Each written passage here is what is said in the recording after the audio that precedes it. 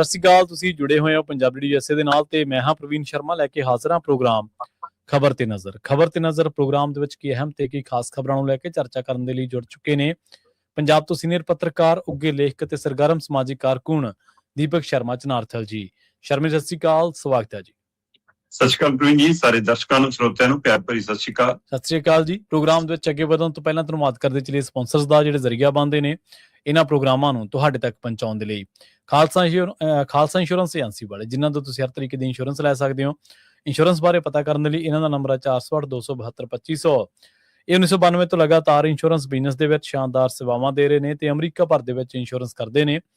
Obama care, Medicare ਜਾਂ ਫਿਰ covered California ਬਾਬਤ ਪਾਲਿਸੀ ਕਰਵਾਉਣ ਦੇ ਲਈ, ਸਲਾਹ ਲੈਣ ਦੇ ਲਈ ਅੱਜ ਹੀ ਕਾਲ ਕਰੋ 408-272-2500 ਤੇ। ਟਰਕੀਅਨ ਇਮੀਗ੍ਰੇਸ਼ਨ ਲਾ ਫਰਮ ਵਾਲੇ ਜੇ ਟਰਕੀਆਣਾ, ਟੋਨੀ ਟਰਕੀਆਣਾ ਦੇ ਨਾਲ ਤੁਸੀਂ US ਇਮੀਗ੍ਰੇਸ਼ਨ ਬਾਬਤ ਕੋਈ ਵੀ ਸਲਾਹ ਕਰਨੀ ਹੈ, ਕੋਈ ਵੀ ਸਵਾਲ ਪੁੱਛਣਾ ਤੇ ਇਹਨਾਂ ਦਾ ਨੰਬਰ ਹੈ 415-909-0503। ਮਨਦੀਪ ਸਿੰਘ ਸੈਨ ਹੋਜ਼ੇ, ਓਮਕਾਰ ਸਿੰਘ ਫਰੈਜ਼ਨੋ, ਗੁਰਨਾਮ ਸਿੰਘ ਐਂਟੀਲੋਪ ਤੇ ਮਨਦੀਪ ਢਿੱਲੋਂ ਯੂਬਾ ਸਿਟੀ ਤੋਂ। ਇਹਨਾਂ ਸਾਰੇ ਹੀ ਸਪਾਂਸਰਸ ਦਾ ਬਹੁਤ ਬਹੁਤ ਧੰਨਵਾਦ। ਤੇ ਜੇਕਰ ਤੁਸੀਂ ਵੀ ਪੰਜਾਬੀ USA ਦੇ ਇਹਨਾਂ ਪ੍ਰੋਗਰਾਮਾਂ ਨੂੰ ਸਪਾਂਸਰ ਕਰਨਾ ਚਾਹੁੰਦੇ ਹੋ ਤਾਂ ਸਟੂਡੀਓ ਦਾ ਨੰਬਰ ਹੈ 408-272-5200। ਅੱਜ ਦਾ ਇਹ ਖਬਰ ਤੇ ਨਜ਼ਰ ਪ੍ਰੋਗਰਾਮ ਸਾਲ 2026 ਦੀ 20 ਅਗਸਤ ਦਾ ਪ੍ਰੋਗਰਾਮ ਹੈ ਤੇ ਦਿਨ ਅੱਜ ਵੀਰਵਾਰ ਹੈ। ਖਬਰਾਂ ਦੇ ਵੱਲ ਆਈਏ ਸ਼ਰਮਾ ਜੀ। ਸ਼ੁਰੂਆਤ ਕਰੀਏ ਆਪਾਂ ਬੰਦੀ ਸਿੰਘਾਂ ਦੀ ਰਿਹਾਈ ਤੋਂ। ਪੂਰਾ ਪੰਜਾਬ ਬੰਦ ਹੈ ਜੀ ਇਸ ਰਿਹਾਈ ਦੇ ਲਈ। ਆਪਾਂ ਆਫ ਦੀ ਏਅਰ ਵੀ ਗੱਲਬਾਤ ਕਰ ਰਹੇ ਸਾਂ ਕਿ ਇੱਕ ਵਕਫਾ ਸੀ ਜਦੋਂ ਪੰਜਾਬ ਦੇ ਵਿੱਚ ਇਹਨਾਂ ਸਿੰਘਾਂ ਦੀ ਰਿਹਾਈ ਦੇ ਲਈ ਨਾ ਤਾਂ ਕੋਈ ਯਤਨ ਹੋਇਆ ਤੇ ਨਾ ਹੀ ਕੋਈ ਗੱਲਬਾਤ ਚੱਲੀ। ਪਿਛਲੇ ਇੱਕ ਦਹਾਕੇ ਤੋਂ ਵੱਧ ਸਮੇਂ ਤੋਂ ਇਹ ਗੱਲਬਾਤ ਤੁਰੀ ਹੈ, ਮੋਰਚੇ ਵੀ ਲੱਗੇ ਨੇ ਤੇ ਕਈ ਵਾਰੀ, ਜਿਵੇਂ ਤੁਸੀਂ ਦੱਸਿਆ ਵੀ ਸੀ ਇੱਕ ਪ੍ਰੋਗਰਾਮ ਦੇ ਵਿੱਚ, ਕਈ ਵਾਰੀ ਇਹਨਾਂ ਕੋਸ਼ਿਸ਼ਾਂ ਨੂੰ ਬੂਰ ਵੀ ਪਿਆ ਜੀ। ਪ੍ਰਵੀਨ ਜੀ, ਬੰਦੀ ਸਿੰਘਾਂ ਦੀ ਰਿਹਾਈ ਦੇ ਲਈ ਅਚੇਚੇ ਤੌਰ ਤੇ ਇਸੇ ਮਿਸ਼ਨ ਨੂੰ ਲੈ ਕੇ ਇੱਕ ਮੋਰਚਾ ਚੰਡੀਗੜ੍ਹ ਮੋਹਾਲੀ ਦੀਆਂ ਬਰੂਹਾਂ ਤੇ ਲੱਗਿਆ ਹੋਇਆ ਜੀ। ਉਹਨੂੰ ਕੌਮੀ ਇਨਸਾਫ ਮੋਰਚੇ ਦੇ ਨਾਂ ਹੇਠ ਸ਼ੁਰੂ ਕੀਤਾ ਗਿਆ 2023 ਦੇ ਵਿੱਚ। 7 ਜਨਵਰੀ ਸ਼ਾਇਦ 2023 ਦਾ ਉਹ ਦਿਨ ਸੀ ਜੀ ਜਿਸ ਦਿਨ ਚੰਡੀਗੜ੍ਹ ਸ਼ੁਰੂ ਹੁੰਦਾ। ਮਤਲਬ 2023 ਪੂਰਾ, 2024 ਪੂਰਾ, 2025 ਪੂਰਾ ਤੇ 2026 ਅੱਧੇ ਤੋਂ ਵੱਧ ਲੰਘ ਗਿਆ।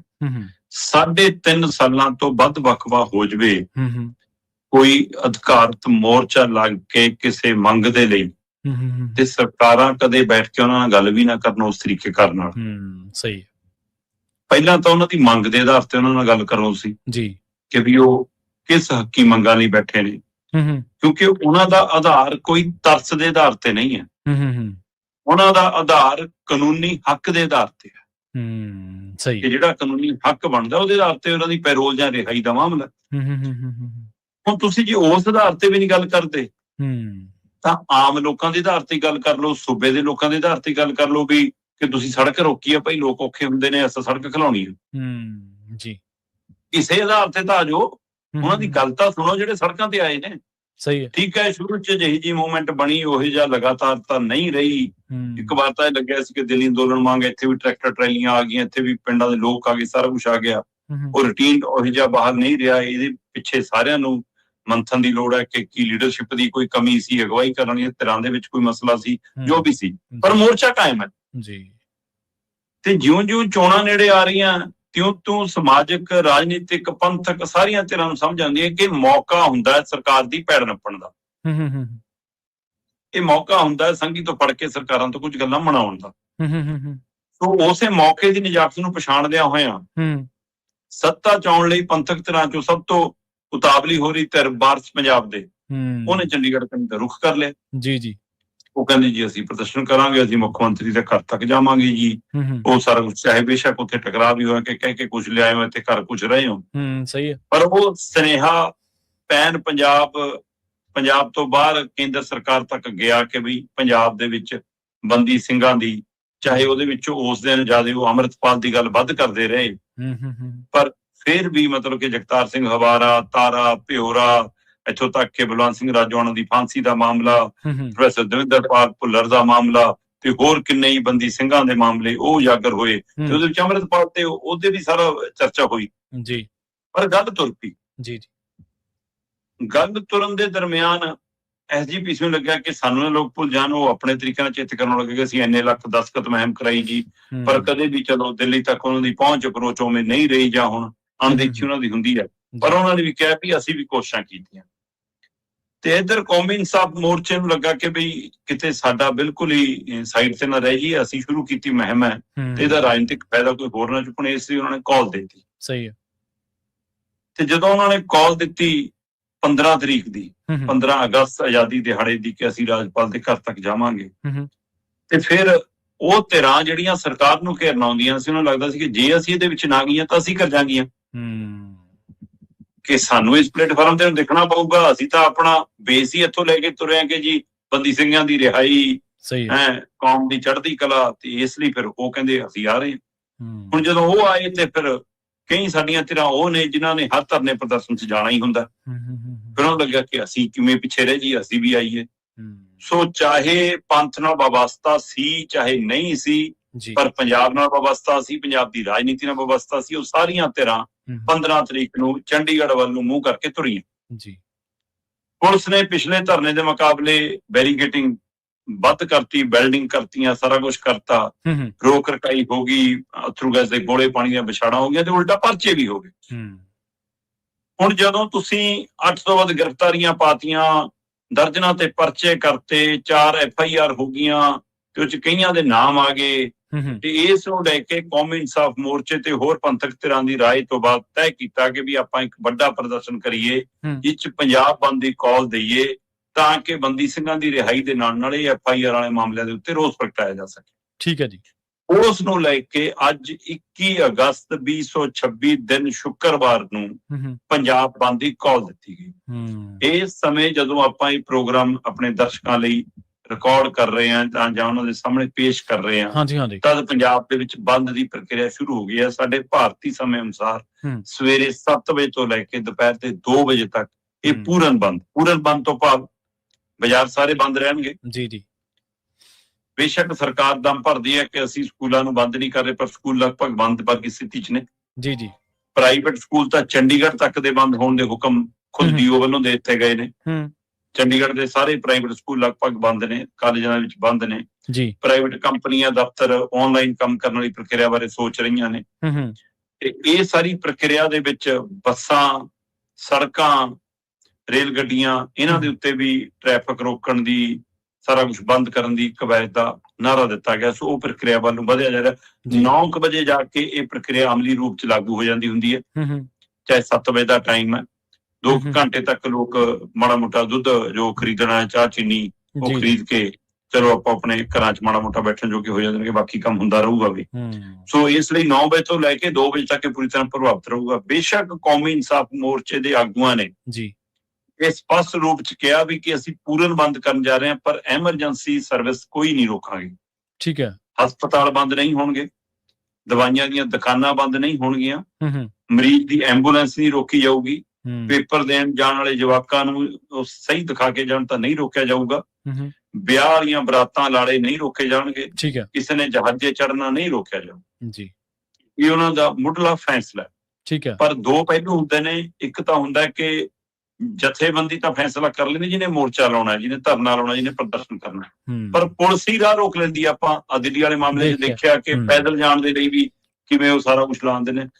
ਪਿਛਲੇ 15 ਅਗਸਤ ਚੰਡੀਗੜ੍ਹ ਵਾਲੇ ਪਾਸਿਓਂ ਜਿਨ੍ਹਾਂ ਨੇ ਡਿਊਟੀਆਂ ਕਰਕੇ ਵੀ ਇੱਧਰ ਨੂੰ ਆਉਣਾ ਸੀ, ਉਹਨਾਂ ਲਈ ਵੀ ਲੋਕਲ ਗਲੀਆਂ ਮੁਹੱਲੇ ਵਾਲੇ ਰਾਹ ਵੀ ਮੋਹਾਲੀ ਚੌਂਕ ਬੰਦ ਕਰਤੇ ਸੀ। ਸਹੀ ਹੈ। ਸੋ ਇਸ ਲਈ ਪੁਲਿਸ ਹੀ ਰਾਹ ਰੋਕ ਦਿੰਦੀ ਹੈ ਤਾਂ ਕਿ ਪ੍ਰਦਰਸ਼ਨਕਾਰੀ ਤਰ੍ਹਾਂ ਬਦਨਾਮ ਹੋਣ।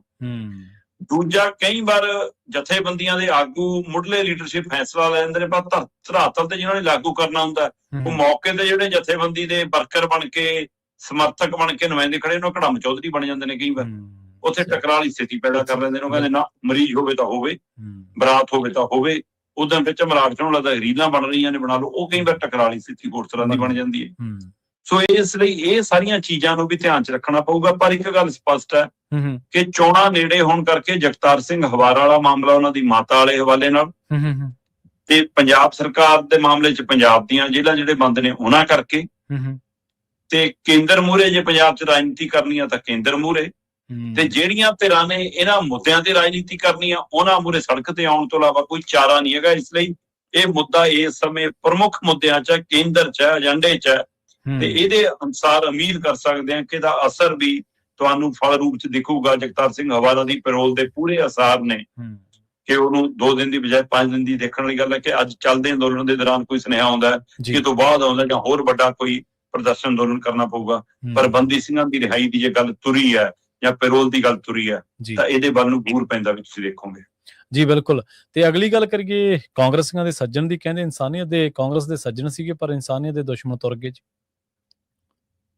ਸੱਜਣ ਕੁਮਾਰ ਕਾਂਗਰਸ ਦਾ ਵੱਡਾ ਲੀਡਰ ਰਿਹਾ। ਜੀ ਕਾਂਗਰਸੀ ਹਾਈ ਕਮਾਂਡ ਜਿਹੜੀ ਇੰਦਰਾ ਦੇ ਦੌਰ ਵਾਲੀ, ਬਿਲਕੁਲ ਉਹਨਾਂ ਦਾ ਖਾਸ ਚਹੇਤਾ ਰਿਹਾ। ਸਹੀ ਹੈ, ਕੋਈ ਸ਼ੱਕ ਨਹੀਂ। ਜਦੋਂ ਦਰਬਾਰ ਸਾਹਿਬ ਤੇ ਹਮਲਾ ਹੁੰਦਾ ਹੈ, ਅਕਾਲ ਤਖਤ ਸਾਹਿਬ ਨੂੰ ਢਹਿ ਢੇਰੀ ਕੀਤਾ ਜਾਂਦਾ ਹੈ ਜੀ, ਉਸ ਤੋਂ ਬਾਅਦ ਇੰਦਰਾ ਦਾ ਕਤਲ ਹੁੰਦਾ ਤੇ ਇੰਦਰਾ ਦੇ ਕਤਲ ਤੋਂ ਬਾਅਦ ਦਿੱਲੀ ਦੇ ਵਿੱਚ ਸਿੱਖ ਕਤਲੇਆਮ ਹੁੰਦਾ ਹੈ। ਸਾਡੀ ਸਮਝ ਲਓ, ਸਾਡੀ ਲਿਆਕਤ ਸਮਝ ਲਓ, ਸਾਡੀ ਨਲਾਇਕੀ ਸਮਝ ਲਓ, ਇਹਨੂੰ ਕਿਹੜੇ ਸ਼ਬਦਾਂ ਦੇ ਢਾਲ 'ਚ ਰੱਖਣਾ ਹੈ ਇਹ ਤੁਸੀਂ ਅੰਦਾਜ਼ਾ ਲਾ ਲੈਣ, ਸਾਡੇ ਸਰੋਤੇ ਅੰਦਾਜ਼ਾ ਲਾ ਲੈਣ। ਅਸੀਂ ਲੰਮੇ ਸਮੇਂ ਤੱਕ ਦਿੱਲੀ ਦੰਗੇ ਕਹਿ ਕੇ ਹੀ ਪ੍ਰਚਾਰਦੇ ਰਹੇ। ਬਹੁਤ ਦੇਰ ਨਾਲ ਸਮਝ ਆਈ ਕਿ ਦੰਗੇ ਤਾਂ 2 ਵਿਅਕਤੀਆਂ 'ਚ, 2 ਧਿਰਾਂ 'ਚ, 2 ਧੜਿਆਂ 'ਚ ਹੁੰਦੇ ਨੇ। ਤੇ ਜਦੋਂ ਇੱਕ ਧਿਰ ਹਮਲਾਵਰ ਹੋਵੇ ਤੇ ਦੂਈ ਧਿਰ ਨੁਕਸਾਨੀ ਜਾ ਰਹੀ ਹੋਵੇ ਫਿਰ ਉਹਨੂੰ ਦੰਗੇ ਨਹੀਂ ਕਹਿੰਦੇ। ਤੇ ਜੇ ਹਮਲਾਵਰ ਤੋਂ ਹਮਲੇ ਦਾ ਸ਼ਿਕਾਰ ਹੋਈ ਧਿਰ ਇੱਕ ਖਾਸ ਵਰਗ, ਖਾਸ ਭਾਈਚਾਰਾ ਹੋਵੇ ਫਿਰ ਉਹਨੂੰ ਨਸਲਕੁਸ਼ੀ ਕਹਿੰਦੇ ਨੇ। ਬਿਲਕੁਲ। ਸੋ ਇਸ ਲਈ ਦਿੱਲੀ ਸਿੱਖ ਕਤਲੇਆਮ ਨੂੰ ਨਸਲਕੁਸ਼ੀ ਵਜੋਂ ਦੇਖਿਆ ਗਿਆ, ਜਿਹਦੇ ਵਿੱਚ ਦਿੱਲੀ ਤੋਂ ਬਾਹਰ ਜਾ ਕੇ ਵੀ ਕਿੰਨੀਆਂ ਥਾਵਾਂ ਦੇ ਉੱਤੇ ਅਜਿਹੀਆਂ ਘਟਨਾਵਾਂ ਵਾਪਰੀਆਂ। ਪਰ ਜਿਹੜੇ ਅੱਜ ਇਹ ਦਮ ਭਰਦੇ ਨੇ ਕਿ ਅਸੀਂ ਦੇਖੋ ਜੀ ਇਨਸਾਫ ਦਿਵਾਤਾ, ਅਸੀਂ ਸਜ਼ਾਵਾਂ ਦਿਵਾਤੀਆਂ, ਉਹੀ ਦਿੱਲੀ ਤੋਂ ਲੈ ਕੇ ਅੰਮ੍ਰਿਤਸਰ ਤੱਕ ਆ ਕੇ ਨਾਅਰੇ ਮਾਰਦੇ ਸੀਗੇ ਕਿ ਅਸੀਂ ਇੰਦਰਾ ਨੂੰ ਮਜਬੂਰ ਕੀਤਾ, ਅਸੀਂ ਹਮਲਾ ਕਰਾਇਆ। ਸਹੀ ਹੈ। ਤੇ ਉਹ ਸਾਰਾ ਵਰਤਾਰਾ ਕਿਵੇਂ ਤੁਸੀਂ ਉਹਨੂੰ ਇਤਿਹਾਸ ਚੋਂ ਕੱਢ ਦੋਗੇ? ਖੁਦ ਅਡਵਾਨੀ ਆਪਣੀਆਂ ਕਿਤਾਬਾਂ 'ਚ ਲਿਖ ਗਿਆ ਆਪੇ। ਸਹੀ ਹੈ। ਸੋ ਇਸ ਲਈ ਇਹ ਵੀ ਨਾਲ ਚੈਪਟਰ ਤੁਰਿਆ ਆਉਂਦਾ ਕਿ ਜਿੰਨੀ ਕਾਂਗਰਸ ਗੁਨਾਹਗਾਰ, ਉਨੀ ਹੀ ਗੁਨਾਹਗਾਰ ਬਰਾਬਰ ਦੀ ਵਿਰੋਧੀ ਧਿਰ ਉਸ ਸਮੇਂ ਦੀ ਤੇ ਇਸ ਸਮੇਂ ਦੀ ਰਾਜ ਕਰਨ ਵਾਲੀ ਬੀਜੇਪੀ। ਪਰ ਦਿੱਲੀ ਦੇ ਵਿੱਚ ਕੱਲੇ ਜਗਦੀਸ਼ ਟਾਈਟਲਰ ਨੇ ਤਾਂ ਨਹੀਂ ਸਿੱਖ ਮਾਰਤੇ। ਸਹੀ ਹੈ। ਕੱਲਾ ਸੱਜਣ ਕੁਮਾਰ ਤਾਂ ਨਹੀਂ ਇੰਨਾ ਦੌ ਬਣ ਗਿਆ ਕਿ ਉਹ ਕੱਲਾ ਹੀ ਮਾਰ ਗਿਆ। ਕੱਲਾ ਕਮਲਨਾਥ ਤਾਂ ਨਹੀਂ ਅਗਵਾਈ ਕਰ ਗਿਆ। ਸਹੀ ਹੈ। ਪਰ ਹਰ ਘਟਨਾ ਦੇ ਕੁਝ ਲੋਕ ਸਿੰਬਲ ਬਣ ਜਾਂਦੇ ਨੇ। ਹੁਣ ਇਹ ਲੋਕ ਸਿੰਬਲ ਨੇ ਤੇ ਇਹਦਾ ਮਤਲਬ ਇਹ ਨਹੀਂਗਾ ਕਿ ਹੋ ਸਕਦਾ ਕਿ ਇਹਨਾਂ ਨੇ ਆਪ ਹਥਿਆਰ ਲੈ ਕੇ ਬੰਦੇ ਵੱਡੇ ਹੋਣ, ਸਿੱਖ ਮਾਰੇ ਹੋਣ। ਇਹਨਾਂ ਨੇ ਅਗਵਾਈ ਕੀਤੀ। ਅਗਵਾਈ ਤਾਂ ਕੀਤੀ ਹੈ, ਬਿਲਕੁਲ ਸਹੀ ਹੈ। ਜੇ ਅਗਵਾਈ ਕੀਤੀ ਤਾਂ ਫਿਰ ਕੀ ਸੱਜਣ ਕੁਮਾਰ, ਜਗਦੀਸ਼ ਟਾਈਟਲਰ ਵਰਗੇ ਇੰਨੀ ਤਾਕਤ ਰੱਖਦੇ ਸੀ ਕਿ ਉਹ ਲੀਡ ਕਰ ਜਾਣ? ਨਹੀਂ, ਉਹਨਾਂ ਦੇ ਮਗਰ ਸੱਤਾ ਦੀ, ਸਟੇਟ ਦੀ, ਸਰਕਾਰ ਦੀ ਤਾਕਤ ਸੀ। ਸਹੀ ਹੈ। ਜਦੋਂ ਸੱਤਾ ਨਾਲ ਹੋਵੇ, ਵਿਰੋਧੀ ਧਿਰ ਦਾ ਥਾਪੜਾ ਤੁਹਾਡੇ ਨਾਲ ਹੋਵੇ ਤਾਂ ਤੁਸੀਂ ਹੋਰ ਚਾਮਲ ਜਾਂਦੇ। ਸਹੀ ਹੈ। ਤੇ ਚਮਲਾਹਟ ਚੋਂ ਕੀਤੀ ਇਹ ਕਾਰਵਾਈ, ਇੱਕ ਗੰਦੀ ਨੀਅਤ ਚੋਂ ਕੀਤੀ ਕਾਰਵਾਈ ਅੱਜ ਤੱਕ ਭੋਗੀ ਆ ਫਿਰ ਤੁਸੀਂ। ਜੀ। ਸੋ ਇਹ ਉਹਦਾ ਨਤੀਜਾ ਕਿ ਤੁਹਾਡੀ ਨੀਂਦ ਉੜੀ ਰਹੀ। ਬੇਸ਼ੱਕ ਇਨਸਾਫ ਅਜੇ ਵੀ ਪੂਰੀ ਤਰ੍ਹਾਂ ਦੂਰ ਹੈ 84 ਸਿੱਖ ਕਤਲੇਆਮ ਦੇ ਮਾਮਲਿਆਂ ਚੋਂ, ਪਰ ਸੌਣ ਤੁਹਾਨੂੰ ਵੀ ਨਹੀਂ ਦਿੱਤਾ ਕੌਮ ਨੇ। ਤੁਹਾਨੂੰ ਵੀ ਮੁੜ ਕੇ ਸੰਸਦ ਦੀਆਂ ਪੌੜੀਆਂ ਨਹੀਂ ਚੜ੍ਹਨ ਦਿੱਤਾ। ਕਈ ਵਾਰ ਤੁਸੀਂ ਕਮੇਟੀਆਂ 'ਚ ਨਾ ਪਵਾਏ, ਕਈ ਵਾਰ ਤੁਸੀਂ ਕੋਸ਼ਿਸ਼ਾਂ ਕੀਤੀਆਂ, ਪਰ ਜਦੇ ਮਸਲਾ ਬਣ ਜਾਂਦਾ ਸੀਗਾ। ਸੋ ਹੁਣ ਅੱਜ ਸਭ ਦੀਆਂ ਨਜ਼ਰਾਂ ਇਸ ਗੱਲ ਦੀਆਂ ਵੀ ਨੇ ਕਿ ਹੋ ਸਕਦਾ ਫੋਨ ਤੇ ਗੁਪਚੁਪ ਤਰੀਕਿਆਂ ਨਾਲ ਕਈ ਪੰਜਾਬ ਕਾਂਗਰਸੀ ਵੀ ਅਫਸੋਸ ਪ੍ਰਗਟਾ ਲੈਣ, ਪਰ ਦਮ ਰੱਖਦੇ ਹੋ ਫਿਰ ਜਾ ਕੇ ਦੇਖੋ। ਚੋਣਾਂ ਦੇ ਦਿਨ ਨੇ ਮੂਹਰੇ, ਅਜਿਹੇ 'ਚ ਉਧਰ ਨੂੰ ਮੂੰਹ ਕਰਨਾ ਸਵਾਲ ਪੈਦਾ ਹੋ ਜਾਊਗਾ ਕਿ ਫਿਰ ਇਸ ਲਈ ਇਹ ਚੁਣੌਤੀ ਵੀ ਹੈਗੀ। ਤੇ ਦੂਸਰਾ, ਠੀਕ ਹੈ, ਮਤਲਬ ਉਮਰ ਹੰਢਾ ਕੇ ਸਾਰਿਆਂ ਨੇ ਜਾਣਾ, ਪਰ 3 ਮਾਮਲਿਆਂ ਦੇ ਵਿੱਚ ਦੋਸ਼ੀ ਕਰਾਰ ਸੀ ਸੱਜਣ ਕੁਮਾਰ ਦਿੱਲੀ ਸਿੱਖ ਕਤਲੇਆਮ 'ਚ, ਜਿਨ੍ਹਾਂ 'ਚੋਂ 1 'ਚ ਬਰੀ ਹੋ ਗਿਆ ਜੀ, 2 'ਚ ਉਮਰ ਕੈਦ ਦੀ ਸਜ਼ਾ ਚੱਲ ਰਹੀ ਸੀ। ਤੇ ਚੱਲਦੇ ਦੌਰਾਨ ਰੌਲਾ ਪੈ ਗਿਆ ਜੀ ਕਿ ਜੀ ਹਸਪਤਾਲ ਲਿਆਂਦਾ ਜੀ, ਢਿੱਲਾ ਹੋ ਗਿਆ। ਹਸਪਤਾਲ ਵਾਲੇ ਕਹਿੰਦੇ ਭਾਈ ਸਾਡੇ ਕੋਲ ਤਾਂ ਮਰਿਆ ਲਿਆਂਦਾ, ਤਿਹਾੜ ਜੇਲ੍ਹ 'ਚ ਵੜ ਗਿਆ ਜੀ। 80 ਸਾਲ ਦੀ ਉਮਰ ਸੀ। ਹੁਣ ਇਸ ਦੇ ਉੱਤੇ ਵੀ ਕੀ ਕੋਈ ਰਾਜਨੀਤੀ ਕਰਨਾ ਚਾਹੁੰਦੀ ਆ ਤਾਂ ਇਹ ਵੱਖਰੀ ਗੱਲ ਹੈ। ਪਰ ਜੋ ਵੀ ਹੋਵੇ, ਕਾਂਗਰਸੀਆਂ ਦਾ ਸੱਜਣ ਹੋ ਸਕਦਾ ਹੈ। ਇਹ ਦੇਸ਼ ਦੇ ਲਈ, ਇਨਸਾਨੀਅਤ ਦੇ ਲਈ, ਕੌਮ ਦੇ ਲਈ ਦੁਸ਼ਮਣ ਸੀ। ਅਜਿਹੇ ਬੰਦੇ ਕਦੇ ਵੀ ਮਾਣ ਹਾਸਲ ਨਹੀਂ ਕਰਦੇ। ਦੇਖੋ, ਜਦੋਂ ਬੰਦਾ ਚਲਾ ਜਾਂਦਾ ਨਾ ਤਾਂ ਜਾਣ ਤੋਂ ਬਾਅਦ 70 ਦੇ ਉੱਤੇ ਵੀ ਤੇ 60 ਦੇ ਵਿੱਚ ਵੀ ਚਰਚਾ ਤੁਰਦੀ ਉਹਦੇ ਬਾਰੇ। ਜੀ। ਸੋ ਇਸ ਲਈ ਇਹ ਜਾਣ ਵਾਲੇ ਬੰਦੇ ਦੇ ਕਰਮ ਹੁੰਦੇ ਨੇ ਕਿ ਉਹ ਚਰਚਾ ਕਿਹੋ ਜਿਹੀ ਹੁੰਦੀ ਹੈ। ਸਹੀ ਹੈ। ਇਹ ਨਿਰਭਰ ਕਰਦਾ। ਚਰਚਾ ਹੋਏਗੀ, ਚੰਗੇ ਦੀ ਵੀ ਹੋਏਗੀ, ਮਾੜੇ ਦੀ ਵੀ ਹੋਏਗੀ, ਪਰ ਚਰਚਾ ਚੰਗੀ ਹੋਣੀ ਹੈ ਕਿ ਮਾੜੀ ਹੋਣੀ ਹੈ, ਇਹ ਤੁਹਾਡੇ ਜੀਵਨ ਚ ਕਿਤੇ ਕੰਮ ਨੇ। ਸੋ ਸੱਜਣ ਜੀ ਨਾ ਹੀ ਸੱਜਣ ਸੀ, ਕੰਮ ਸੱਜਣ ਵਾਲੇ ਨਹੀਂ ਸੀ। ਬਿਲਕੁਲ ਜੀ। ਅਗਲੀ ਗੱਲ ਕਰੀਏ, ਯੂਨੀਵਰਸਿਟੀ ਕਹਿੰਦੇ ਪੰਜਾਬੀ ਹੈ, ਪਰ ਪੰਜਾਬੀ ਪੜ੍ਹਾਉਣ ਦੇ ਲਈ ਪੱਕੇ ਪ੍ਰੋਫੈਸਰ ਸਿਰਫ 5 ਹੀ ਹੈ ਜੀ ਯੂਨੀਵਰਸਿਟੀ ਕੋਲ। ਪ੍ਰਵੀਨ ਜੀ, ਇਹ ਇਕੱਲਾ ਪੰਜਾਬੀ ਪ੍ਰੋਫੈਸਰਾਂ ਵਾਲਾ ਮਾਮਲਾ ਨਹੀਂਗਾ ਜੀ। ਦੇਸ਼ ਦੇ ਵਿੱਚ ਇੱਕੋ ਇੱਕ ਯੂਨੀਵਰਸਿਟੀ ਹੈ ਜਿਹੜੀ ਭਾਸ਼ਾ ਆਧਾਰਿਤ ਯੂਨੀਵਰਸਿਟੀ ਹੈ। ਠੀਕ ਹੈ ਜੀ। ਪੰਜਾਬੀ ਯੂਨੀਵਰਸਿਟੀ ਪਟਿਆਲਾ। ਇਹ ਯੂਨੀਵਰਸਿਟੀ ਮਹਿਜ ਇੱਕ ਡਿਗਰੀਆਂ ਦੇਣ ਦਾ ਅਦਾਰਾ ਨਹੀਂ ਹੈ। ਇਸ ਨੇ ਉਹ ਮਾਲਵੇ ਖੇਤਰ ਨੂੰ ਸਿੰਜਿਆ ਜਿਹੜਾ ਪੇਂਡੂ ਖੇਤਰ ਸ਼ਾਇਦ ਤੁਸੀਂ ਅਸੀਂ ਸਾਡੇ ਵਰਗੇ ਉਹਨਾਂ ਪਿੰਡਾਂ ਚੋਂ ਨਿਕਲ ਕੇ ਪੜ੍ਹੇ ਨਾ ਪਾਉਂਦੇ ਜੇ ਯੂਨੀਵਰਸਿਟੀ ਨਾ ਹੁੰਦੀ। ਸਹੀ ਹੈ ਜੀ, ਬਿਲਕੁਲ। ਆਮ ਸਧਾਰਨ ਘਰਾਂ ਦੇ ਜਵਾਕ ਜਿਹੜੇ ਸਕੂਲਾਂ ਤੱਕ ਜਾਣ ਲੱਗਿਆ 100 ਵਾਰ ਸੋਚਦੇ ਸੀ, ਉਹਨਾਂ ਨੂੰ ਯੂਨੀਵਰਸਿਟੀ ਤੱਕ ਇਹ ਯੂਨੀਵਰਸਿਟੀ ਲੈ ਕੇ ਆਈ ਤੇ ਇੱਥੋਂ ਨਿਕਲ ਕੇ ਕਈ ਵੱਡੇ ਅਹੁਦਿਆਂ ਤੇ ਵੱਡਿਆਂ ਨਾਮ ਨਾਲ ਖੱਟਿਆ। ਮੁੱਖ ਮੰਤਰੀ ਭਗਵੰਤ ਮਾਨ ਢੋਲ ਵਜਾਉਂਦੇ ਰਹਿੰਦੇ ਨੇ ਕਿ ਇਹ ਯੂਨੀਵਰਸਿਟੀ ਨੇ ਮੈਨੂੰ ਬਹੁਤ ਬਣਾਇਆ ਕੀਤਾ, ਪਰ ਅੱਜ ਜੋ ਯੂਨੀਵਰਸਿਟੀ ਸਥਿਤੀ ਆ, ਅੱਜ ਪੰਜਾਬੀ ਯੂਨੀਵਰਸਿਟੀ ਪਟਿਆਲਾ ਉਸ ਥਾਂ ਦੇ ਉੱਤੇ ਹੈ ਯੂਨੀਵਰਸਿਟੀ ਜਿੱਥੇ ਆਲੇ ਦੁਆਲੇ ਵੱਡੀਆਂ ਕਲੋਨੀਆਂ ਇਕੱਠ ਹੋ ਗਈਆਂ ਜੀ, ਲੈਂਡ ਮਾਫੀਆ ਦੇ ਆਲੇ ਦੁਆਲੇ ਰਾਜ ਹੋ ਗਿਆ ਤੇ ਲੈਂਡ ਮਾਫੀਆ ਇਸ ਯੂਨੀਵਰਸਿਟੀ ਦੇ ਵਿੱਚ ਵੀ ਪਲਾਟਾਂ ਦੇ ਨਕਸ਼ੇ ਬਣਾਉਂਦਾ ਫਿਰਦਾ ਕਿ ਅਸੀਂ ਇੱਥੇ ਵੀ ਜੇ ਪਲਾਟ ਕੱਟ ਦਈਏ ਤਾਂ ਆਹ ਭਾਅ ਬਣ ਜੂਗਾ, ਇੱਥੇ ਸ਼ੋਰੂਮ ਕੱਟ ਦਈਏ ਤਾਂ ਐਂ ਹੋ ਜੂਗਾ, ਇਹਦੀ ਦਿੱਖ ਇੰਨੀ ਲਗਜ਼ਰੀ ਬਣਾ ਦਾਂਗੇ, ਇਹੋ ਜਿਹਾ ਬਣ ਜੂਗਾ। ਇਹ ਨਕਸ਼ੇ ਘੜੀ ਫਿਰਦੇ ਨੇ। ਸਹੀ ਹੈ ਜੀ। ਔਰ ਉਸੇ ਨਕਸ਼ਿਆਂ ਦੇ ਵਿੱਚੋਂ ਪੰਜਾਬੀ ਯੂਨੀਵਰਸਿਟੀ ਦੇ ਬਾਹਰ ਫੱਟਾ ਲੱਗਿਆ ਸਰਕਾਰੀ ਯੂਨੀਵਰਸਿਟੀ ਦਾ ਤੇ ਅੰਦਰ ਪ੍ਰਾਈਵੇਟ ਕਰਨ ਸ਼ੁਰੂ ਹੋ ਗਿਆ। ਸਹੀ ਹੈ। 16% ਤੋਂ ਲੈ ਕੇ 658% ਤੱਕ ਇਸ ਵਿਦਿਅਕ ਵਰ੍ਹੇ ਦੇ ਦੌਰਾਨ ਫੀਸਾਂ ਦਾ ਵਾਧਾ ਕੀਤਾ। ਪ੍ਰਵੀਨ ਜੀ, 658% ਤੱਕ ਜੀ। ਸਹੀ ਹੈ। ਇਹ ਅੰਦਾਜ਼ਾ ਲਾ ਲਓ ਫਿਰ ਸਰਕਾਰੀ ਯੂਨੀਵਰਸਿਟੀ ਕਹਿਣੀ ਹੈ। ਦੂਸਰਾ, ਇਹ ਤੋਂ ਵੀ ਅਹਿਮ ਪਹਿਲੂ ਸਮਝਣ ਵਾਲਾ ਇਹ ਹੈ ਕਿ ਇਹਦੇ ਅੰਦਰ ਜਦੋਂ ਜਵਾਕ ਕਿਸੇ ਕੋਰਸ 'ਚ ਕਿਸੇ ਡਿਗਰੀ ਡਿਪਲੋਮੇ ਦੇ ਵਿੱਚ ਦਾਖਲਾ ਲੈਂਦਾ ਹੈ, ਹਾਂਜੀ, ਤਾਂ ਉਹ ਇਹ ਸੋਚ ਕੇ ਲੈਂਦਾ ਕਿ ਮੈਂ ਪੰਜਾਬੀ ਯੂਨੀਵਰਸਿਟੀ ਦੇ ਵਿੱਚ ਦਾਖਲਾ ਲੈ ਰਿਹਾ। ਦਾਖਲਾ ਲੈਣ ਸਮੇਂ ਉਹਨੂੰ ਪਤਾ ਲੱਗਦਾ ਹੈ, ਕਲਾਸ 'ਚ ਬੈਠਣ ਲੱਗੇ ਪਤਾ ਲੱਗਦਾ ਹੈ ਕਿ ਇਹ ਤਾਂ ਸੈਲਫ ਫਾਈਨਾਂਸ ਕੋਰਸ ਹੈ ਜਿਹ 'ਚ ਮੈਂ ਦਾਖਲਾ ਲਿਆ। ਯੂਨੀਵਰਸਿਟੀ ਸਰਕਾਰੀ ਜੀ ਬਣੀ ਪੰਜਾਬ ਦੇ ਪੈਸੇ ਨਾਲ, ਲੋਕਾਂ ਦੇ ਪੈਸੇ ਨਾਲ, ਤੇ ਉਹਦਾ ਸਾਰਾ ਢਾਂਚੇ ਦੇ ਅੰਦਰ ਅਦਾਰਿਆਂ ਦੇ ਅੰਦਰ ਅਦਾਰੇ ਖੋਲਤੇ ਪ੍ਰਾਈਵੇਟਾਂ ਦੇ ਕਿ ਜੀ ਤਾਂ ਸੈਲਫ ਫਾਈਨਾਂਸ ਦਾ ਮਤਲਬ ਪ੍ਰਾਈਵੇਟ ਯੂਨਿਟ ਵੱਲੋਂ ਕੋਰਸ ਡਿਗਰੀਆਂ ਕਰਾ ਕੇ ਤੁਹਾਨੂੰ ਦਿੱਤੀਆਂ ਜਾ ਰਹੀਆਂ, ਫੀਸੋਂ ਆਪਣੀ ਮਰਜ਼ੀ ਦੀਆਂ ਵਸੂਲਣਗੀਆਂ। ਫਿਰ ਇਹ ਇੱਕ ਪਹਿਲੂ ਹੈ। ਸਹੀ। ਦੂਜਾ ਪਹਿਲੂ, ਯੂਨੀਵਰਸਿਟੀ ਦੀਆਂ ਕੱਲੀਆਂ ਵਿਦਿਅਕ ਫੀਸਾਂ ਨਹੀਂ ਸਰਕਾਰ ਵਧਾ ਰਹੀ, ਹੋਸਟਲਾਂ ਦੀ ਫੀਸ, ਮੈਸ ਦੀ ਫੀਸ, ਜੇ ਉਹ ਸਭ ਵਧ ਰਿਹਾ। ਤੇ ਨਤੀਜਾ ਕੀ ਹੈ? ਹੋਸਟਲਾਂ ਦੀਆਂ ਛੱਤਾਂ ਡਿੱਗ ਰਹੀਆਂ, ਉਹਦੀ ਮੁਰੰਮਤ ਲਈ ਕੋਈ ਪ੍ਰਬੰਧ ਨਹੀਂ। ਪੰਜਾਬੀ ਯੂਨੀਵਰਸਿਟੀ ਤਾਂ ਪੰਜਾਬੀ ਲਾਜ਼ਮੀ ਵਿਸ਼ਾ ਹੋਊਗਾ, ਹਾਂਜੀ, ਪਰ ਇਹਨਾਂ ਨੇ ਸ਼ਰਾਰਤਨ ਪਿਛਲੇ ਕੁਝ ਸਾਲਾਂ 'ਚ ਪੰਜਾਬੀ ਨੂੰ ਬਾਹਰ ਕਰਨ ਦੀ ਕੋਸ਼ਿਸ਼ ਕੀਤੀ। ਪੰਜਾਬ ਦੀਆਂ ਸੁਹਿਰਦ ਧਿਰਾਂ, ਚਿੰਤਕ ਧਿਰਾਂ, ਤੁਹਾਡੇ ਸਾਡੇ ਵਰਗਿਆਂ ਨੇ ਉਹ ਲੜਾਈ ਲੜੀ। ਸਹੀ ਹੈ। ਬਾਰ-ਬਾਰ ਉਹਦੇ ਤੇ ਪਹਿਰੇਦਾਰੀ ਕਰਨੀ ਪਈ ਤੇ ਚਲੋ ਮੁੜ ਕੇ ਪੰਜਾਬੀ ਉਸ ਤਰੀਕਾ ਕਰਨਾ ਬਹਾਲ ਹੋ ਗਈ ਕਿ ਹਰ ਕੋਰਸ 'ਚ ਲਾਜ਼ਮੀ ਵਿਸ਼ੇ ਵਜੋਂ ਪੜ੍ਹਨੀ ਪਊਗੀ। ਜੀ, ਸਹੀ ਹੈ। ਪਰ ਸਥਿਤੀ ਕਿੱਥੇ ਲਿਆਂਦੀ? ਸਥਿਤੀ ਇੱਥੇ ਲਿਆਂਦੀ ਕਿ ਅੱਜ ਦੀ ਤਰੀਕ 'ਚ 278 ਕਲਾਸਾਂ ਲੱਗਦੀਆਂ ਪੰਜਾਬੀ ਯੂਨੀਵਰਸਿਟੀ 'ਚ ਪੰਜਾਬੀ ਦੀਆਂ। ਠੀਕ ਹੈ ਜੀ। ਤੇ 278 ਕਲਾਸਾਂ ਲਾਉਣ ਦੇ ਲਈ ਸਿਰਫ ਪ੍ਰੋਫੈਸਰ 5 ਨੇ ਪੱਕੇ ਪੰਜਾਬੀ। ਇਹ ਹਾਲਾਤ ਠੀਕ ਹੈ।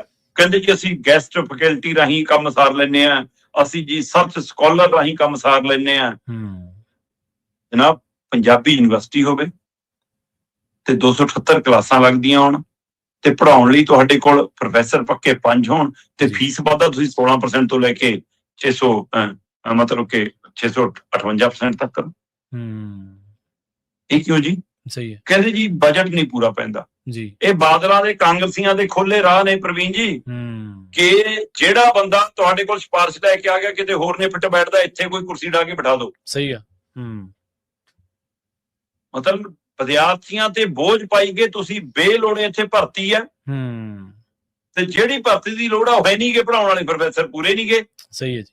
ਤੇ ਬਾਕੀ ਯੂਨੀਵਰਸਿਟੀ ਤੇ ਇੰਨਾ ਬੋਝ ਪਾਤਾ, ਇੰਨੀਆਂ ਕੁਰਸੀਆਂ, ਇੰਨੇ ਮੇਜ਼, ਇੰਨਾ ਲਾਮ-ਤਾਮ, ਆ ਲਾ ਦੋ ਜੀ ਕਿਉਂਕਿ ਸਾਡੇ ਬੰਦੇ ਐਡਜਸਟ ਕਰਨੇ ਆ। ਇਹ ਹੋਇਆ ਜੀ। ਇਹ ਵਰਤਾਰਾ ਤਾਂ ਮੈਂ ਸ਼੍ਰੋਮਣੀ ਗੁਰਦੁਆਰਾ ਪ੍ਰਬੰਧਕ ਕਮੇਟੀ ਦੇ ਅਦਾਰੇ 'ਚ ਵੀ ਟੋੜਾ ਸਾਹਿਬ ਦੇ ਜਾਣ ਤੋਂ ਬਾਅਦ ਦੇਖ ਰਿਹਾ ਲਗਾਤਾਰ ਵੱਧਦਾ। ਸਹੀ ਹੈ, ਸੈਟਿੰਗ ਦਾ ਉਹਨਾਂ ਦੇ ਇਹ ਸਾਰਾ ਤਰੀਕਾ ਕਰ ਚੱਲਦਾ ਕਿ ਸਿਫਾਰਸ਼ੀ ਬੰਦੇ ਨੂੰ ਐਡਜਸਟ ਕਰਨਾ, ਬਸ ਆਪਣਾ ਬੰਦਾ ਮੌਜਾ ਕਰੇ। ਤੇ ਫਿਰ ਕਹਿੰਦੇ ਜੀ ਬਜਟ ਵੱਧ ਗਿਆ ਯੂਨੀਵਰਸਿਟੀ ਦਾ। ਹੁਣ ਬਜਟ ਵਧਿਆ, ਬਜਟ ਤੁਸੀਂ ਪੰਜਾਬ ਯੂਨੀਵਰਸਿਟੀਆਂ ਨੂੰ ਦੇ ਰਹੇ ਹੋ, ਕਿਸੇ ਨੂੰ 100 ਕਰੋੜ, ਕਿਸੇ ਨੂੰ 125 ਕਰੋੜ ਜੀ। ਤੇ ਵਿਦਿਆਰਥੀਆਂ ਨੇ ਬਜਟ ਲਈ ਲੜਾਈ ਲੜੀ, 397 ਕਰੋੜ ਤੱਕ ਲਿਆਏ। 350 ਕਰੋੜ ਦਾ ਬਜਟ ਸੀ ਪਿਛਲੀ ਵਾਰ, ਐਕਟੀ ਸਰਕਾਰ ਨੇ 397 ਕਰੋੜ, ਲਗਭਗ 400 ਕਰੋੜ ਦਾ ਬਜਟ ਪ੍ਰਵਾਨ ਕਰ ਲਿਆ। ਪਰ ਸਥਿਤੀ ਕੀ ਹੈ, 732 ਕਰੋੜ ਚਾਹੀਦਾ ਯੂਨੀਵਰਸਿਟੀ ਚਲਾਉਣ ਲਈ ਜੀ। ਹੁਣ 732 ਕਰੋੜ ਚੋਂ ਜੇ 400 ਕਰੋੜ ਸਰਕਾਰ ਦੇ ਵੀ ਰਹੀ, ਉਹ ਵੀ ਰੋਕ ਕੇ ਕਿਸ਼ਤਾਂ 'ਚ, ਤੇ 250 ਕਰੋੜ ਦੇ ਕਰੀਬ, 240 ਕਰੋੜ ਦੇ ਕਰੀਬ ਬਜਟ ਸਿੱਧਾ ਵਿਦਿਆਰਥੀਆਂ ਦੀ ਫੀਸਾਂ 'ਚੋਂ ਆ ਰਿਹਾ। ਤੇ ਤੁਸੀਂ ਜਿਹੜਾ 100-125 ਕਰੋੜ ਦਾ ਪਾੜਾ ਜੇ ਵੀ ਪਿਆ ਕਿ 400 ਉਧਰੋਂ ਆ ਗਿਆ, 640 ਕਰੋੜ ਹੋ ਗਿਆ, ਚਾਹੀਦਾ 732 ਕਰੋੜ ਹੈ। ਸੋ ਜਿਹੜਾ 100 ਕਰੋੜ ਦੇ ਕਰੀਬ 'ਚ ਗੇਟ ਦਾ ਫਰਕ ਖੜਾ ਹੈ, ਤੁਸੀਂ ਕਹਿੰਦੇ ਇਹ ਵੀ ਬੱਚਿਆਂ ਦਾ ਖੂਨ ਨਿਚੋੜ ਕੇ ਕੱਢ ਲਓ। ਬਈ ਤੁਸੀਂ ਕਹਿੰਦੇ ਹੋ ਪੰਜਾਬ 'ਚ ਗਰੀਬੀ ਇੰਨੀ ਹੈ ਕਿ ਸਾਨੂੰ ਆਟੇ ਦਾਲ ਵਾਲੇ ਕਾਰਡ ਬਣਾਉਣੇ ਪੈ ਗਏ, ਰਾਸ਼ਨ ਕਾਰਡ ਬਣਾਉਣੇ ਪੈ ਗਏ। ਤੁਸੀਂ ਕਹਿੰਦੇ ਹੋ ਸਾਨੂੰ ਤਾਂ ਜੀ ਮਨਰੇਗਾ ਦੀ ਦਿਹਾੜੀ ਦੇਣੀ ਔਖੀ ਹੋਈ ਪਈ ਹੈ। ਤੁਸੀਂ ਭਾਈ ਆਪਣਾ ਘਰ, ਹੁਣ ਆਪਣਾ ਸੂਟ 1000-1500 ਵਾਲੇ ਸਾਰ ਲਿਓ। ਸਹੀ ਹੈ। ਜਿਨ੍ਹਾਂ ਨੂੰ ਤੁਸੀਂ ਇਸ ਕੈਟਾਗਰੀ 'ਚ ਗਣਦੇ ਹੋ ਕਿ 1000-1500 ਦੇ ਨਾਲ ਉਹਨਾਂ ਦਾ ਘਰ ਚੱਲ ਪਊਗਾ, ਜਿਨ੍ਹਾਂ ਨੂੰ ਤੁਸੀਂ ਰਾਸ਼ਨ ਕਾਰਡ ਦੇ ਰਾਹੀਂ ਆਟਾ ਦਾਲ ਸਕੀਮ 'ਚ ਰੱਖ ਕੇ ਕਹਿੰਦੇ ਹੋ ਘਰ ਚਲਾ ਲਓਗੇ, ਤਾਂ ਤੁਸੀਂ ਉਹਨਾਂ ਦੇ ਜਵਾਕਾਂ ਤੋਂ ਫੀਸਾਂ ਭਾਲਦੇ ਹੋ, ਕਿੰਨੀਆਂ ਨਹੀਂ ਭਰ ਦੇਣ। ਕਿਉਂ ਬਈ? ਕਿਉਂ? ਸਹੀ ਹੈ। ਤੁਸੀਂ ਫੀਸਾਂ ਹੀ ਭਰ ਦਿਓ ਉਹਨਾਂ ਦੀਆਂ, ਤੁਸੀਂ ਡਿਗਰੀ ਲਏ ਜਵਾਕਾਂ ਨੂੰ ਰੁਜ਼ਗਾਰ ਹੀ ਦੇ ਦਿਓ, ਉਹਦੀ ਕੋਈ ਪਾਲਿਸੀ ਨਹੀਂ ਜੀ। ਸੋ ਲਗਭਗ ਪੰਜਾਬੀ ਯੂਨੀਵਰਸਿਟੀ ਪਟਿਆਲਾ ਦੇ ਹਰ ਵਿਦਿਅਕ ਖੇਤਰ ਦੇ ਵਿੱਚ ਜਿਹੜਾ ਵੀ ਉੱਥੇ ਕੋਰਸ, ਡਿਪਲੋਮਾ, ਡਿਗਰੀ ਹੋ ਰਹੀ ਹੈ, ਉਹ 'ਚ 15 ਤੋਂ ਲੈ ਕੇ 16% ਤੱਕ ਐਵਰੇਜ ਫੀਸ ਵਾਧਾ ਕੀਤਾ ਜੀ। ਸਹੀ ਹੈ। ਤੇ ਦਾਅਵਾ ਕੀਤਾ ਕਿ ਹਰ ਸਾਲ ਕਰਾਂਗੇ ਕਿਉਂਕਿ ਖਰਚੇ ਨਹੀਂ ਪੂਰੇ ਹੁੰਦੇ ਸਾਡੇ। ਬਈ ਸਰਕਾਰੀ ਯੂਨੀਵਰਸਿਟੀ ਥੋੜੀ ਜ਼ਿੰਮੇਵਾਰੀ ਹੈ। ਬਿਲਕੁਲ ਜੀ। ਤੇ ਜੇ ਇੰਨੇ ਵਧੀਆ ਫੀਸਾਂ ਦੇਣ ਦੇ ਬੱਚੇ ਕਾਬਲ ਹੋਣ, ਮਾਪੇ ਕਾਬਲ ਹੋਣ, ਪ੍ਰਾਈਵੇਟ ਯੂਨੀਵਰਸਿਟੀ ਚਲਾ ਜਾਣਗੇ। ਤੇ ਹੋਇਆ ਪ੍ਰਵੀਨ ਜੀ, ਹੋਇਆ ਇਹ ਕਿ ਇਸੇ ਯੂਨੀਵਰਸਿਟੀ ਦੇ ਵਿੱਚ ਤੁਹਾਡੇ ਸਾਡੇ ਖਿੱਤੇ ਨਾਲ ਸੰਬੰਧਿਤ ਜਿੱਥੇ ਡਿਪਲੋਮਾ ਡਿਗਰੀ ਹੁੰਦੀ ਹੈ ਜਰਨਲਿਜ਼ਮ ਵਿਭਾਗ ਦੇ ਵਿੱਚ, ਉਹਦੇ ਅੰਦਰ ਹੀ ਇੱਕ ਕੋਰਸ ਹੈ ਫਿਲਮ ਮੇਕਿੰਗ ਦਾ। ਹਾਂਜੀ ਹਾਂਜੀ ਹੈਗਾ। ਫਿਲਮ ਮੇਕਿੰਗ ਦਾ ਮਤਲਬ ਹੁੰਦਾ ਕਿ ਤੁਸੀਂ ਕੈਮਰੇ ਦੀ ਸਕਿੱਲ ਸਿੱਖਣੀ ਹੈ, ਕੈਮਰਾ ਟੈਕਲ ਕਰਨਾ, ਆਡੀਓ ਵੀਡੀਓ ਸਾਰਾ ਕੁਝ। ਉਹ ਇੱਕ ਵੀ ਕੈਮਰਾ ਨਹੀਂ ਪਤੰਦਰਾਂ ਕੋਲ। ਅੱਛਾ,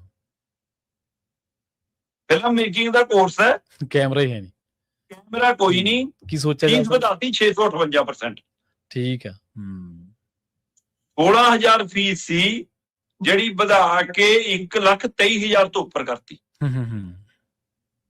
ਲਗਭਗ 90% ਵਿਦਿਆਰਥੀ ਇਸ ਕੋਰਸ ਚੋਂ ਸਾਥ ਛੱਡ ਗਏ। ਉਹ ਕਹਿੰਦੇ ਜੀ ਪ੍ਰਾਈਵੇਟ ਯੂਨੀਵਰਸਿਟੀ ਜਿਹਦੇ ਮੁਕਾਬਲੇ ਫੀਸ ਘੱਟ ਹੈ, ਉੱਥੇ ਲੱਖ ਤੋਂ ਘੱਟ ਹੈ, ਇੱਥੇ 1,23,000 ਤੋਂ ਵੱਧ ਹੈ। ਕੈਮਰਾ ਕੋਲੇ ਹੈ 16,000 18,000 ਹੋ ਜਾਂਦੀ, 19,000 ਹੋ ਜਾਂਦੀ, 20,000 ਹੋ ਜਾਂਦੀ। ਉਹ ਵੀ ਹਜਮ ਨਹੀਂ ਸੀ ਕਿ ਵੀ ਵਾਧਾ ਕਿਉਂ, ਪਰ ਤੁਸੀਂ 1,23,000 ਕਰ ਰਹੇ ਜੀ। ਸੋ ਇੱਥੋਂ ਦਾ ਲਾ ਲਓ ਕਿ ਇਹ ਕੀ ਕਾਰਪੋਰੇਟ ਘਰਾਣਿਆਂ ਨਾਲ, ਕੀ ਇਹ ਲੈਂਡ ਮਾਫੀਆ ਨਾਲ, ਕੀ ਇਹ ਪ੍ਰਾਪਰਟੀ ਡੀਲਰਾਂ ਨਾਲ, ਕੀ ਇਹ ਸੌਦੇ ਨੇ ਕਿ ਪਹਿਲਾਂ ਤਾਂ ਇਹਦਾ ਪ੍ਰਾਈਵੇਟਕਰਨ ਕਰੋ ਤੇ ਨਹੀਂ ਤਾਂ ਫਿਰ ਇਹਦਾ ਬੋਰੀਆ ਬਿਸਤਰਾ ਇੱਥੋਂ ਗੋਲ ਕਰਾਓ। ਇਹ ਤਾਂ ਕਾਲਜਾਂ ਤੱਕ ਨੂੰ ਪੈ ਨਿਕਲੇ ਕਿ ਜਵਾਕ ਘੱਟ ਨੇ, ਕਰ ਦੋ ਬੰਦ ਜੀ, ਇਹਨੂੰ ਵਿੱਚ ਮਰਜ ਕਰ ਦੋ ਜੀ। ਸਕੂਲ ਜਵਾਕ ਘੱਟ ਨੇ, ਕਰ ਦੋ ਜੀ ਮਰਜ। ਸੋ ਕਿਤੇ ਤਾਂ ਆਉਣਾ ਇਹ ਚਾਹੀਦਾ ਸੀਗਾ ਕਿ ਇੰਨੇ ਕਿਲੋਮੀਟਰ ਦੇ ਦਾਇਰੇ ਤੁਹਾਨੂੰ ਕਾਲਜ ਯੂਨੀਵਰਸਿਟੀ ਮਿਲੇ, ਸਰਕਾਰੀ ਮਿਲੇ। ਪੰਜਾਬ 'ਚ ਖੁੰਭਾ ਵਾਂਗ ਪ੍ਰਾਈਵੇਟ ਯੂਨੀਵਰਸਿਟੀਆਂ ਖੁੱਲ ਰਹੀਆਂ, ਤੇ ਜਿਹੜੇ ਸਰਕਾਰੀ ਅਦਾਰੇ ਨੇ ਉਹ ਬਚਾਉਣ ਦੇ ਤੁਹਾਡੀ ਜਦੋਜਹਿਦ ਨਹੀਂ, ਸਰਕਾਰਾਂ ਦੀ ਜ਼ਿੰਮੇਵਾਰੀ ਹੈ ਜੀ। ਸਹੀ। ਜਵਾਕ ਪਿਛਲੇ 3-4 ਦਿਨਾਂ ਤੋਂ ਹੜਤਾਲ ਤੇ ਨੇ, ਪ੍ਰਦਰਸ਼ਨ ਤੇ ਨੇ। ਰਾਤ ਨੂੰ ਮੱਛਰਾਂ 'ਚ, ਮੀਂਹ ਦੇ ਵਿੱਚ, ਵਿਗੜੇ ਮੌਸਮ 'ਚ, ਗਰਮੀ 'ਚ ਉਹ ਬਾਹਰ ਬੈਠਦੇ ਨੇ। ਤੇ ਜਿਹੜੇ ਕਹਿੰਦੇ ਸੀ ਇਸ ਯੂਨੀਵਰਸਿਟੀ ਨੇ ਮੈਨੂੰ ਕਲਾਕਾਰ ਬਣਾਇਆ, ਉਹ ਆਪ ਏਸੀਆਂ 'ਚ ਪਏ ਨੇ। ਜਿਹੜੇ ਇਹਨਾਂ ਦੇ ਧਰਨਿਆਂ 'ਚ ਜਾ ਕੇ ਪਹਿਲਾਂ ਬੈਠਦੇ ਸੀ, ਵਿਦਿਆਰਥੀ ਤਾਂ ਬਦਲਦੇ ਰਹਿੰਦੇ ਨੇ ਪਰ ਮਸਲੇ ਨਾਲ ਨਹੀਂ ਬਦਲਦੇ ਉਹਨਾਂ ਦੇ, ਨਹੀਂ ਬਦਲਦੇ। ਸਹੀ। ਤੇ ਤੁਸੀਂ ਉਹਨਾਂ ਮਸਲਿਆਂ ਦਾ ਪੱਕਾ ਹੱਲ ਕੀ ਦਿੱਤਾ ਹੈ? ਜਵਾਬ ਦੇ ਦੇਣ। ਚਾਹੇ ਮੌਜੂਦਾ ਸੱਤਾਧਾਰੀ ਧਿਰਾਂ ਨੇ, ਚਾਹੇ ਪਹਿਲਾਂ ਰਾਜ ਕਰਨ ਵਾਲੀਆਂ ਨੇ, ਚਾਹੇ ਆਉਂਦੇ ਸਮੇਂ 'ਚ ਰਾਜ ਕਰਨਾ ਚਾਹੁੰਦੀਆਂ ਨੇ ਉਹ ਧਿਰਾਂ। ਬਿਲਕੁਲ ਜੀ। ਨਾਲੇ ਸ਼ਰਮਾ ਜੀ ਗੱਲ ਇਹ ਵੀ ਹੈ ਨਾ ਅਸਲ ਦੇ ਵਿੱਚ ਵੀ ਇਹ ਉਹ ਸਾਡੇ ਧਰੋਹਰ ਨੇ ਇੱਕ ਹਿਸਾਬ ਦੇ ਨਾਲ, ਜਿਹੜੀਆਂ ਯੂਨੀਵਰਸਿਟੀਆਂ ਨੇ ਜਾਂ ਸਾਡੇ ਜਨਤਕ ਥਾਂ ਨੇ, ਜਿਨ੍ਹਾਂ ਨੇ ਹੁਣ ਤੱਕ ਸਿੰਜਿਆ ਹੀ ਹੈ ਸਾਡੇ ਪੰਜਾਬ ਨੂੰ, ਕੋਈ ਉਹਨਾਂ ਨੇ ਨੁਕਸਾਨ ਨਹੀਂ ਕੀਤਾ ਸਾਡਾ।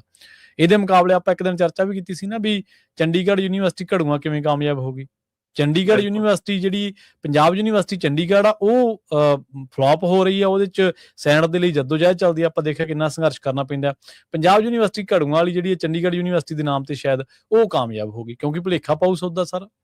ਲੇਖਾ ਹੋ ਹਾਂਜੀ, ਅਗਲੀ ਗੱਲ ਕਰੀਏ ਸ਼ਰਮਾ ਜੀ ਆਪਾਂ ਅਕਾਲੀ ਦਲ ਦੀ, ਕਹਿੰਦੇ ਸਟੇਜ ਦੇ ਉੱਤੇ ਸੀਐਮ ਸਾਹਿਬ ਚੜ੍ਹਦੇ ਰੁਕ ਗਏ ਜੀ। ਕੱਲ ਸੰਤ ਹਰਚੰਦ ਸਿੰਘ ਲੌਂਗੋਵਾਲ ਹੋਰਾਂ ਦੀ ਬਰਸੀ ਸੀ ਜੀ। ਸ਼੍ਰੋਮਣੀ ਅਕਾਲੀ ਦਲ ਬਾਦਲ ਧਿਰ ਇਹ ਦਿਹਾੜਾ ਮਨਾਉਂਦਾ ਆਇਆ, ਤੇ ਜੇ ਇਹ ਮਨਾਉਂਦਾ ਸੀ ਤਾਂ ਬੀਜੇਪੀ ਵੀ ਨਾਲ ਹੀ ਹੁੰਦੀ ਸੀ ਕਦੇ ਤਾਂ। ਜੀ। ਹੁਣ ਜਦੋਂ ਸੰਤ ਹਰਚੰਦ ਸਿੰਘ ਲੌਂਗੋਵਾਲ ਦੀ ਗੱਲ ਆਉਂਦੀ ਹੈ ਤਾਂ ਦੋ ਧਿਰਾਵਾਂ ਦੀ ਗੱਲ ਵੀ ਆਉਂਦੀ ਹੈ। ਉਹ ਦੋ ਧਿਰਾਵਾਂ ਦੇ ਵਿੱਚੋਂ ਇੱਕ ਧਿਰ ਕਹਿੰਦੀ ਹੈ ਕਿ ਲੌਂਗੋਵਾਲ ਨੇ ਕੌਮ ਨਾਲ, ਪੰਜਾਬ ਨਾਲ ਧੋਖਾ ਕੀਤਾ ਜੀ। ਇੱਕ ਕਹਿੰਦੀ ਚਲੋ ਠੰਡਾ ਲੀਡਰ ਸੀ, ਸਾਊਪਣੇ ਚ ਕਰ ਗਿਆ।